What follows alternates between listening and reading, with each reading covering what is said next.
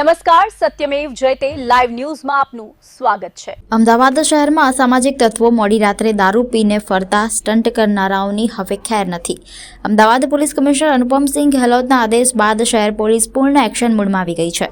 મોડી રાત્રે 12 થી 2 ના સમયગાળા દરમિયાન શહેર પોલીસ દ્વારા Sindhu Bhavan road, SG highway સહિત શહેરના વિવિધ વિસ્તારોમાં મેગા કોમ્બિંગ નાઇટનું આયોજન કરવામાં આવ્યું। સિંધુ ભવન ખાતે મોડી રાત્રે પોલીસ દ્વારા નાકાબંધી કરવામાં આવી હતી અને આવનાર અને જતા વાહનોને પોલીસ કાફલા દ્વારા સઘન ચેકિંગ હાથ ધરવામાં આવ્યું હતું। આ સઘન ચેકિંગ દરમિયાન એક કારમાંથી બિયરના ટીન મળી આવ્યા હતા તો અન્ય શખ્સો દારૂ પીધેલા ઝડપાયા હતા, જેમની પોલીસ દ્વારા ધરપકડ કરવામાં આવી હતી અને કાર્યવાહી કરાઈ હતી। સિંધુ ભવન ખાતે યોજાયેલા કોમ્બિંગ નાઇટ દરમિયાન અમદાવાદ શહેર પોલીસ કમિશનર અનુપમસિંહ ગેહલોત ખુદ આ કામગીરીમાં ઉપસ્થિત રહ્યા હતા અને સિંધુ ભવન, સિંજી રોડ, વીજળી ઘર, માણેક ચોક સહિત અન્ય તમામ વિસ્તારોમાં કામગીરીનું સ્વમજાતે નિરીક્ષણ કર્યું હતું। આ કામગીરી દરમિયાન ઉચ્ચ અધિકારી નીરજ બડગુજર, જયપાલસિંહ રાઠોડ સહિત તમામ એસીપી, ડીસીપી, પીઆઈ સહિતના ઉચ્ચ અધિકારીઓ અને પીસીબી, એસઓજી, ક્રાઇમ બ્રાન્ચ જેવી એજન્સી સહિત પોલીસ કાફલો જોડાયો હતો। હવે મોડી રાત્રે બેફામ ફરતા અસામાજિક તત્વોની ખેર નથી। શહેર કમિશનરની આગેવાની હેઠળ તમામ ઉચ્ચ અધિકારીઓ દ્વારા રાત્રે સઘન આકસ્મિક કામગીરીનું નિરીક્ષણ કરવામાં આવશે। તમામ ઝોનના ડીસીપી, એસીપી અને પોલીસ સ્ટેશનના પીઆઈ રાત્રે 12 થી 2 વાગ્યા સુધી ચેકિંગ હાથ ધરશે। વિસ્તાર જો ચારો બાજુથી ખૂબ તેજીથી વધી રહ્યા છે અને એના શહેરના સુરક્ષાના ધ્યાનમાં રાખીને જો પૂરા 8 ઝોન પોલીસ તરફથી જો અને તમામ જો 50 પોલીસ સ્ટેશન તરફથી અમુક ઇમ્પોર્ટન્ટ જો અમારા જંકશન છે, પોઈન્ટ છે, जो कायदा व्यवस्था दृष्टि बहुत इम्पोर्टન્ટ है जो है लोगों सेफ्टी ध्यान में રાખીને આ બધા લગભગ 150 જેટલા પોઈન્ટ જો નક્કી કરવામાં આવેલા છે જેનાથી અગર અમે નાકાબંધી કરીએ તો લગભગ શહેરમાં સંપૂર્ણપણે જે પોલીસના આમાંથી કોઈ પસાર થાય તો પોલીસના પોઈન્ટ ઉપર એના જો જવા પડે છે। આ પ્રકારના પોઈન્ટ નક્કી કરીને અમે લોકો જો 3 ભાગોમાં 50 જેટલા પોલીસ સ્ટેશન છે એટલા પોઈન્ટ અમે દરરોજ જો ગ્રુપ તરીકે જો એક group, second group, third group તરીકે વહેંચણી કરી છે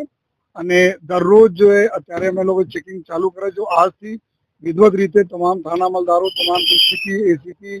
અને સીપીસી તક જો તમામ લોકો નીકળીને આ જો તમામ એવા પોઈન્ટ ઉપર જો વ્હીકલ ચેક કરવાના। ખાસ કરીને અમારા ટાર્ગેટ છે કે કોઈ નશા કરીને કોઈ વાહન નહીં ચલાવતા હોય, જો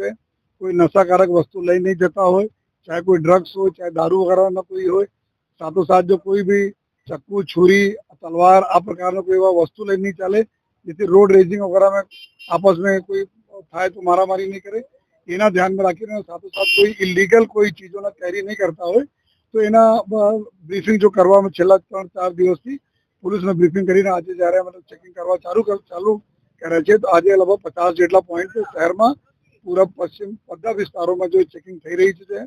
સાથોસાથ જો ક્રાઇમ બ્રાન્ચ અને એસઓજીની ટીમ છે એના એક ડેડિકેટેડ જો ઓપરેશન માટે આજે जैसे बहरामपुरा एरिया થઈ ગયા, સરખેજ એરિયા થઈ ગયા જો આ એરિયામાં જ્યાં ગેરકાયદેસર પ્રવૃત્તિઓના પોલીસનો ચોપડે નોંધાય છે જો અને જ્યાંથી વધુ ફરિયાદ આવે છે ત્યાં જો ક્રાઇમ બ્રાન્ચ એસઓજીની ટીમ અત્યારે કોમિંગ કરી રહી છે। તો આ અમારા પર્પસ એક જ છે કે અમારે લોકોને સેફટી જળવાય જોઈએ અને સાથોસાથ કોઈ એવા વ્યક્તિના જો રાતમાં જો નશા કરીને જો નીકળે અને પછી લોકોને હેરાન કરે અથવા જો વ્હીકલ તેજ ચલાવે અને જો હિટ એન્ડ રન ટાઈપના કેસીસ નહીં બને એના ધ્યાનમાં રાખીને અમે લોકો જો આ કાર્યવાહી કરીએ છીએ અને આવનાર દિવસોમાં ઓર જો તીવ્ર ગતિથી આ કાર્યવાહી કરવામાં આવશે છે। અને હું બધા લોકોના એક અપીલ પણ કરું છું જો કે આપ કાયદા અને મર્યાદામાં રહેજો, જો કોઈને કોઈ તકલીફ પડે એવા કોઈ કૃત્ય કરશો નહીં જોઈએ